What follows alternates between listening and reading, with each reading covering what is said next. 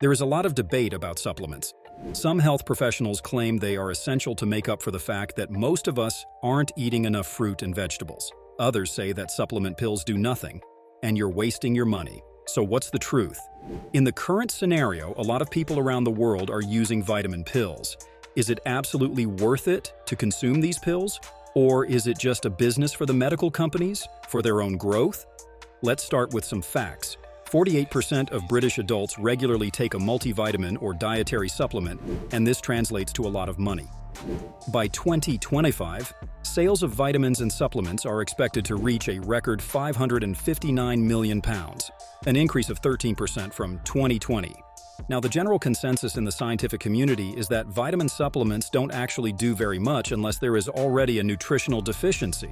And this is where it starts to get interesting because it means that it matters who is taking the supplements. In 2018, Cochrane, a hugely respected organization that reviews medical research, published a review of all the available evidence on the use of omega-3 supplements during pregnancy. They found that supplementing with omega-3s during pregnancy reduced the risk of having a premature baby and advised to supplement with 500 to 1,000 milligrams of omega-3s every day from the 12 weeks of pregnancy. Pregnant women should also take a folic acid supplement to support the development of their baby's nervous system. One surprising place where nutritional supplements seem to make a big difference is prison. A series of studies stretching back nearly 30 years has found the same remarkably consistent finding. Providing prisoners with vitamins and mineral supplements reduces their violence by a third compared to placebo. Scientists are still trying to work out exactly why this is.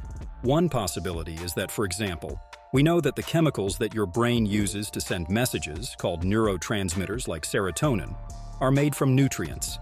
So not having enough nutrients is like a chef not having all the right ingredients for a recipe.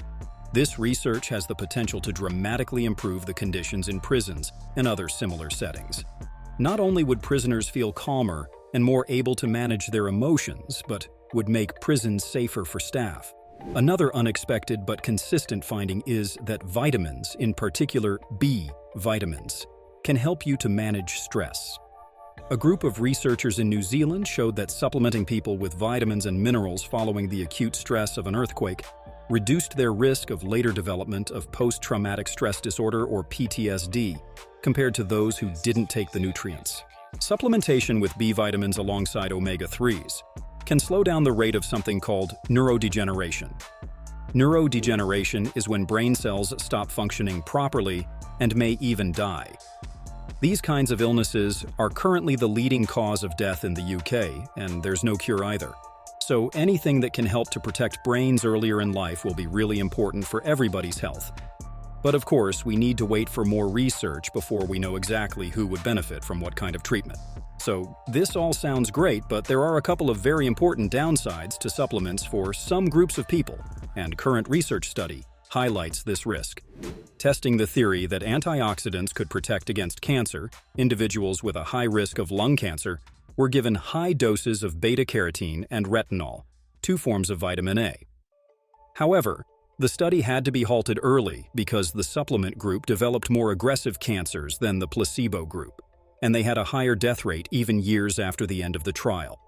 It's thought that the high doses of antioxidants interfered with the immune system, allowing the cancer to grow unchecked. So if you're undergoing any kind of medical treatment, it's really essential that you discuss any plans for supplementation with your care team. On top of that, some vitamins such as A, D, and K at high doses over a long time can lead to toxicity. So supplements might be beneficial for some people at greater risk of nutritional deficiencies or where there is an additional nutrient demand. That might be families on low incomes, pregnant women, people with diabetes, or anyone on a restricted diet, or one that involves cutting out whole food groups such as vegans, vegetarians, or people with celiac disease. It seems that most of us would just be better off trying to take steps to improve our overall diets by throwing out supplements from the cupboards and consuming healthy foods like fruits and preparing healthy foods in our home.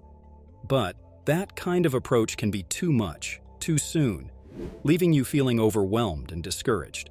Start in a slow pace by adding one piece of fruit or vegetables to our normal meals.